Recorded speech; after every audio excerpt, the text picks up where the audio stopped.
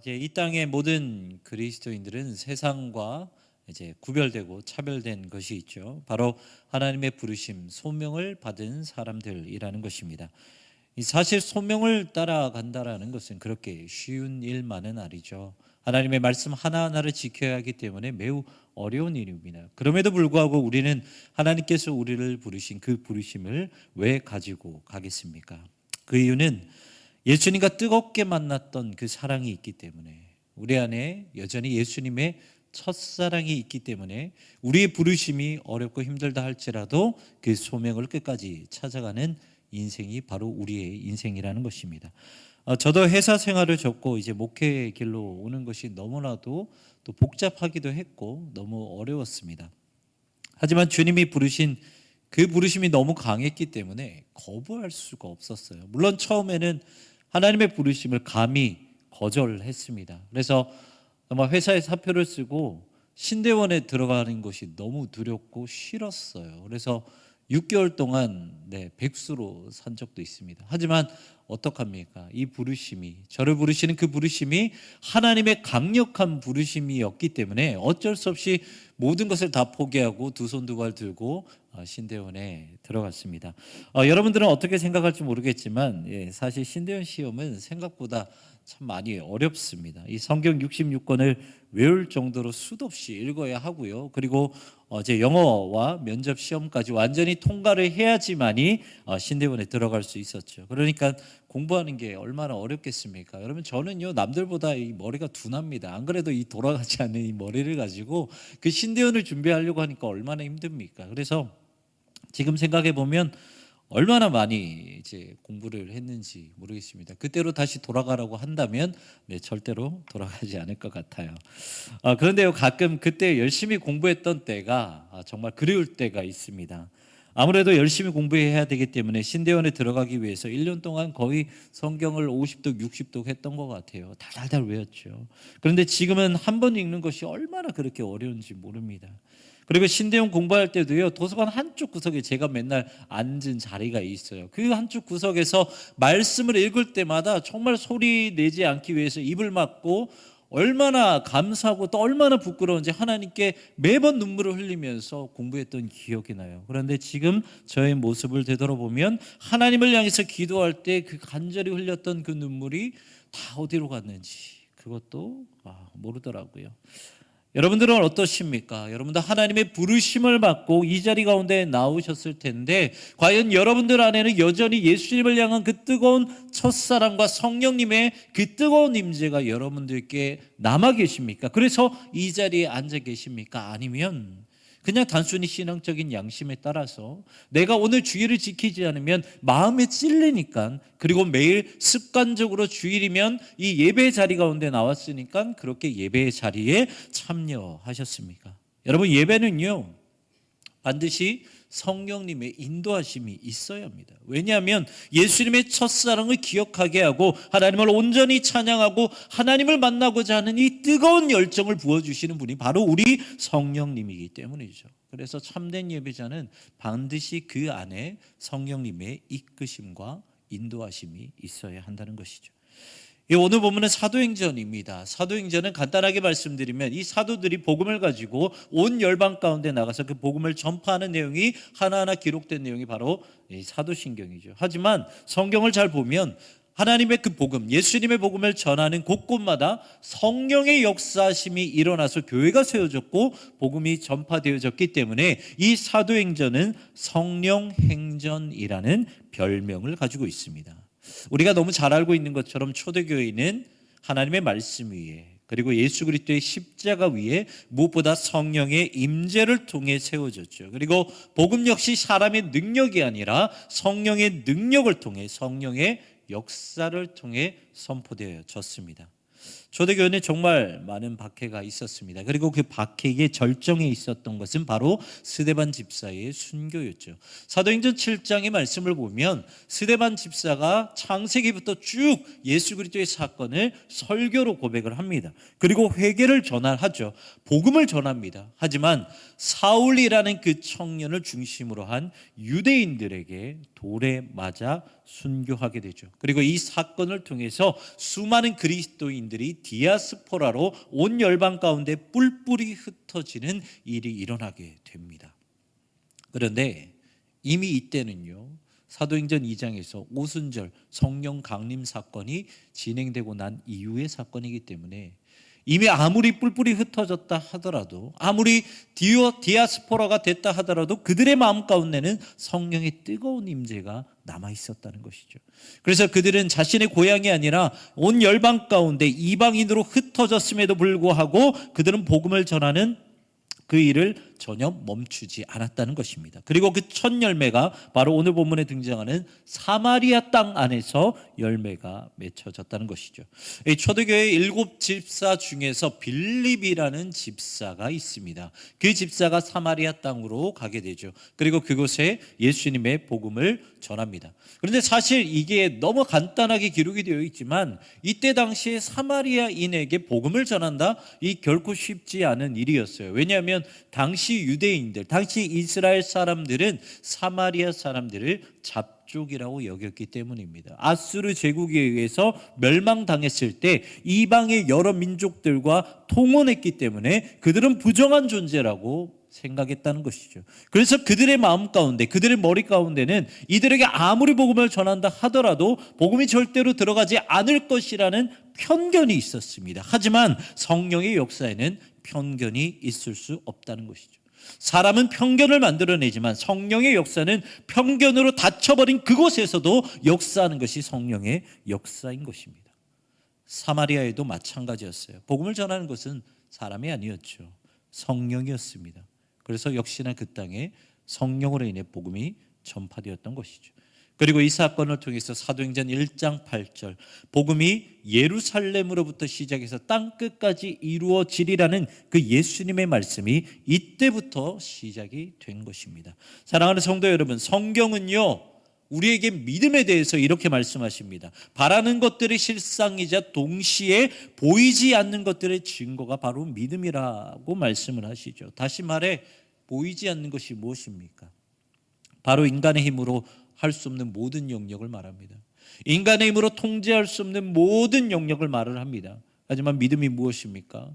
우리의 힘으로 어쩔 수 없는 그 모든 영역을 성령님께서 하신다는 그 믿음이 바로 참된 믿음이라는 것이죠. 그렇기 때문에 예배드릴 때나 사역을 감당하실 때나 우리가 어디에 있든지 간에 성령님의 일하심을 절대로 제한하지 마시길 바랍니다. 오직 성령의 임재를 구하십시오. 그것이 작고 사소한 일이든 아니면 크고 중요한 일이든 성령의 임재를 구하십시오. 그래서 어디가 되었든 어떤 일이 되었든 일하시고 역사하시는 성령의 은혜 안에 거하시는 여러분 되시기를 주님의 이름으로 축원합니다. 여기서 우리가 기억해야 될 것, 오늘 본문에서 우리가 집중해야 될 것은 성령의 임재가 중요하긴 하지만 과연 우리가 성령의 임재를 구한다고 해서 성령의 역사가 무조건 우리 안에서 일어나는 것인가? 오늘 본문은 우리에게 아니라고 말씀을 하십니다. 그렇다면 무엇이 중요할까요? 성령의 역사가 우리 안에 일어나기 위해서는 성령을 받아들이는 우리의 자세, 우리의 태도가 매우 중요하다는 것입니다. 이 사마리아 땅에서 복음이 전파되었다는 소식을 들었을 때 예루살렘 교회, 그때 당시에 아주 가장 중심이 되었던 교회가 바로 예루살렘 교회였죠. 그 예루살렘 교회에서 사도 베드로와 사도 요한을 사마리아 땅으로 파송을 합니다. 거기에서 안수를 주고 그리고 물 세례뿐만 아니라 성령 세례를 주게 만들죠. 그때 그 모습을 유독 관심 있게 지켜본 사람이 있었습니다. 누구냐면 빌립 집사가 복음을 전하였을 때 그 복음을 받고 믿음으로 받아들였던 바로 시몬이라는 사람입니다. 이 사람은요 직업이 마술사였어요. 그러다 보니까 이 베드로와 요한이 안수할 때마다 성령의 임재하심이, 성령의 능력이 그 사람에게 임하는 것을 보며 자연스럽게 눈길이 갈 수밖에 없었다는 것이죠. 그런데 문제는 뭐냐면 이 시몬의 태도였다는 것입니다. 오늘 보면 18절의 말씀을 보면 이 시몬이 베드로와 요한의 모습을 보면서 했던 두 가지 행동이 있어요. 18절 말씀을 보면 이렇게 기록하고 있습니다. 시몬이 사도들의 안수로 성령 받는 것을 보고 돈을 드려, 이렇게 두 가지를 말씀하고 있어요.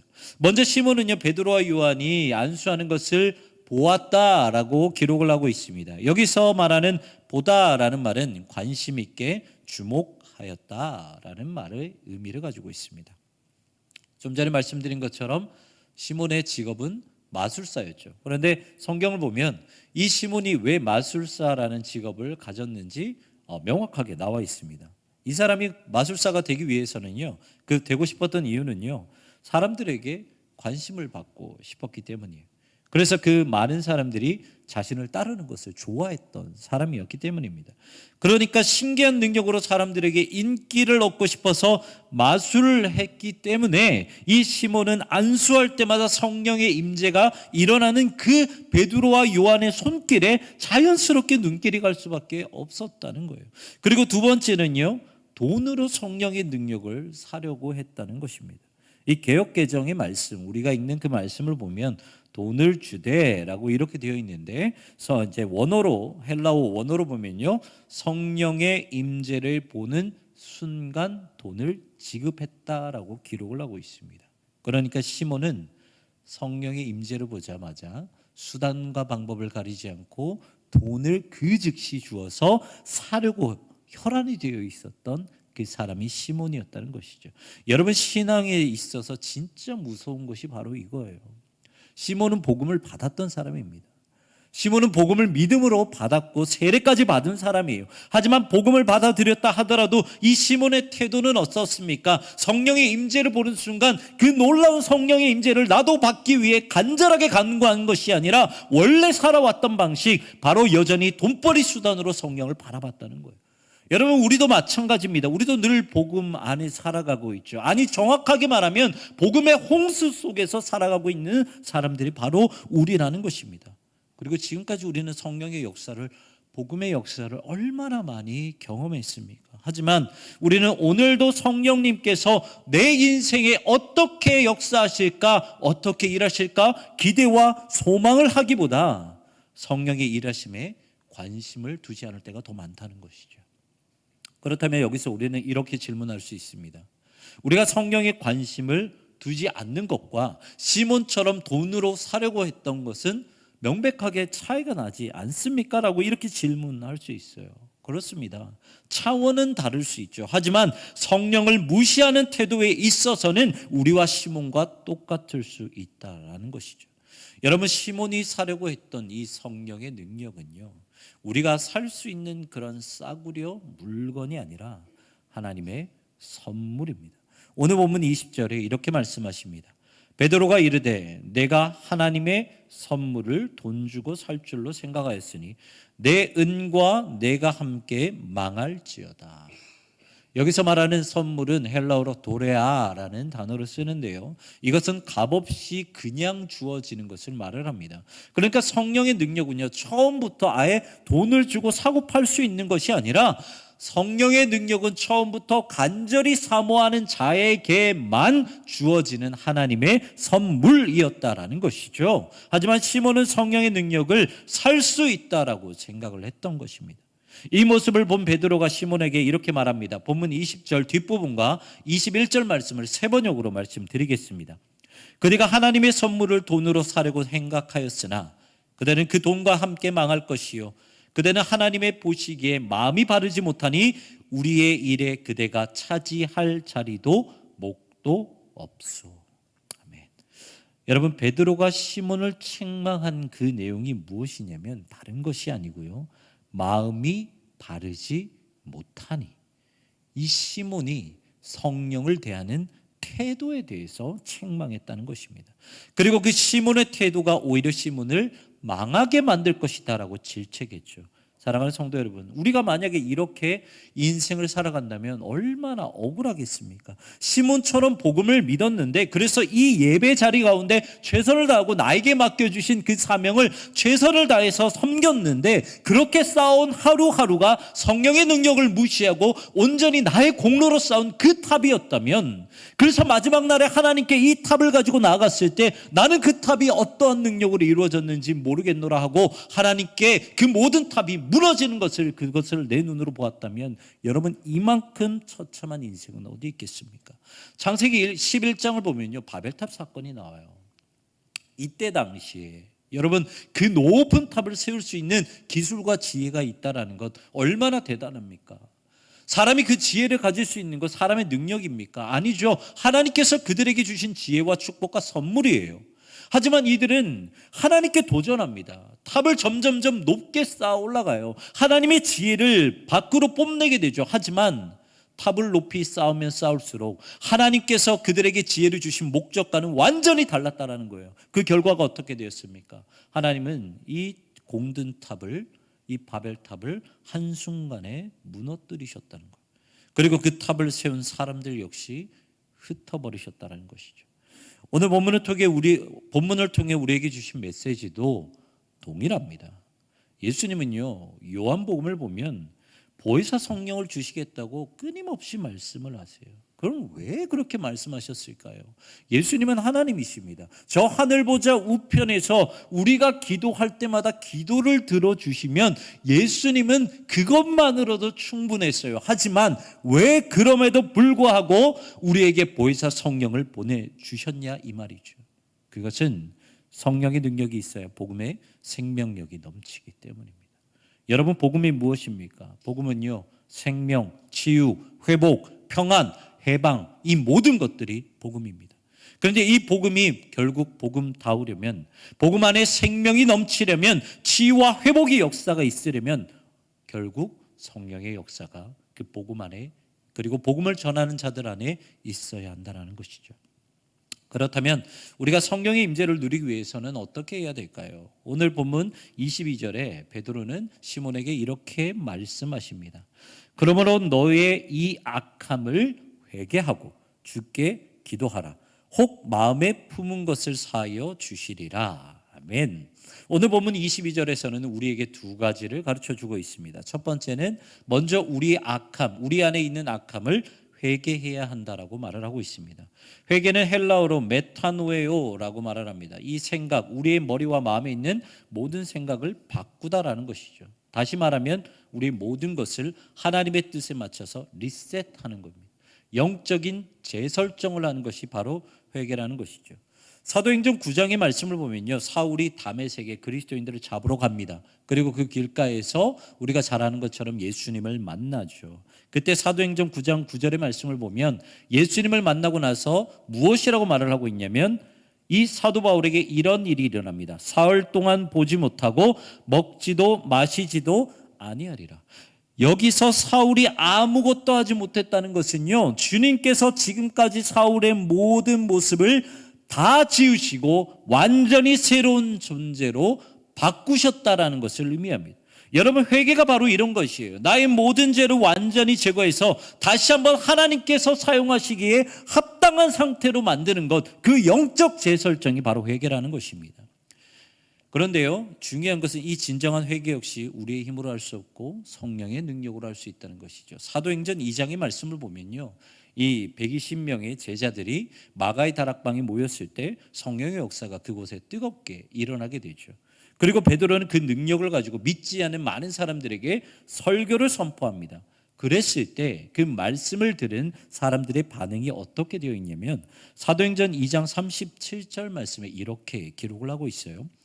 그들이 이 말을 듣고 마음에 찔려 베드로와 다른 사도들에게 물어 이르되, 형제들아, 우리가 어찌할꼬 하거늘.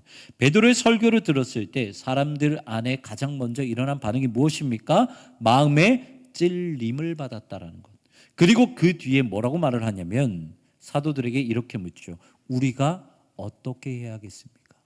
이 두 가지 말씀이 무엇이냐면, 성령의 충만함을 받았을 때 그들의 마음 가운데 가장 먼저 일어난 첫 번째 변화는 회개였다는 것입니다. 그리고 그들 안에 참된 회개의 역사가 일어날 때 그 다음에 변화가 무엇이냐면, 내가 어떻게 하면 하나님께서 사용하실 만한 상태로 변화될 수 있겠습니까? 우리가 어떻게 해야겠습니까? 라는 고백이 나온다는 것이죠. 그리고 두 번째는요, 회개뿐만 아니라 주님께 기도하라고 베드로는 말했습니다. 이 말씀은 회개를 통해서 나의 모든 영혼이 리셋되었다면 이제 그 영혼이 기도를 통해서 하늘의 것으로 채워 넣으라는 것이죠. 주님의 기도를 보면요, 주님이 가르쳐 주신 기도를 보면 이러한 고백이 있죠. 뜻이 하늘에서 이루어진 것 같이 땅에서도 이루어질 것이다 라고 가르쳐 주셨습니다. 여기서 말하는 하늘은 위의 것을 말합니다. 그냥 위가 아니라 땅과 정반대되는 위의 것을 말합니다. 그렇기 때문에 이 주기도문은요, 땅의 것을 구하지 말고 이 땅과 본질적으로 다르는 저 하늘의 것을 구하라는 하나님, 예수님의 말씀이라는 것이죠.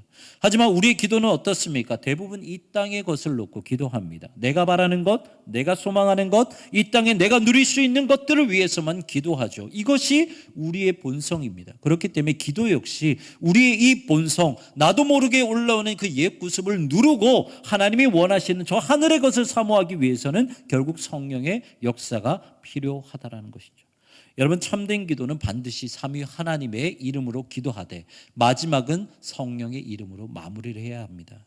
기도는 우리의 기도를 들어주실 성부 하나님께 기도하되 성자 하나님, 바로 예수 그리스도의 이름으로 기도하는 것이고, 그렇게 기도할 수 있는 능력은 성령 하나님이 주시는 것이기 때문에 반드시 성령님의 이름으로 기도해야 하는 것이죠. 이것이 참된 기도라는 것입니다. 우리는 신앙생활을 할 때마다 늘 이렇게 고민을 하죠. 어떻게 기도하는 것이 가장 좋은 기도일까? 이렇게 늘 궁금해합니다. 하지만 너무 답은 간단해요. 성령님이 우리 마음 가운데 가르쳐 주신 기도가 가장 좋은 기도입니다. 누가복음 12장 12절에서 이렇게 말씀하고 계십니다. 성령께서 너희가 해야 할 말을 바로 그 자리에서 일러 주실 것이다. 여러분, 우리가 기도할 때 우리의 입술을 주장하시는 분은 우리의 속마음이 아니라 성령 하나님이 되셔야 합니다. 그래야 우리가 늘 하늘의 것을 구할 수 있게 되는 거예요. 두 가지 예화를 말씀드리고 설교를 마무리하려고 하는데요. 먼저 키위새 이야기입니다. 키위새는요, 뉴질랜드에서만 서식하는 새입니다. 원래 이 새는요, 지금은 이 키위새가 날지 못한다고 해요. 그런데 원래 이 키위새는 날 수 있었던 새였다고 합니다. 하지만 여러분, 뉴질랜드라는 땅 아시죠? 뭐 가보셨든 가보지 않으셨든 정말 그 안에 정말 자연환경이 잘 되어 있고 먹을 것도 이렇게 많고, 이때 당시에 키위새의 천적도 없었다고 해요. 그러니까 먹고 살기에 너무 편하고 천적도 없다 보니까 이 키위새가 굳이 날 필요가 없었다라는 것이죠. 그리고 그것이 한 해, 두 해, 그리고 세월이 점점 지나면서 날개를 사용하지 않았다 보니까 결국 그 키위새의 그 날개가 어떻게 되었습니까? 퇴화되어서 결국에는 날지 못하는 새가 되었다라는 것이죠. 두 번째 이야기는요, 어떤 은퇴하신 목사님께서 강의하신 내용인데요. 이 강의 제목이 뭐냐면 한 은퇴 목사의 후회였습니다. 그리고 자신의 목회에서 후회했던 세 가지를 강의에서 전했는데, 첫 번째가 교회가 사회를 위해 별로 한 것이 없어서 후회하였다. 두 번째가 자신이 교인들을 제대로 양육하지 못해서 후회하였다.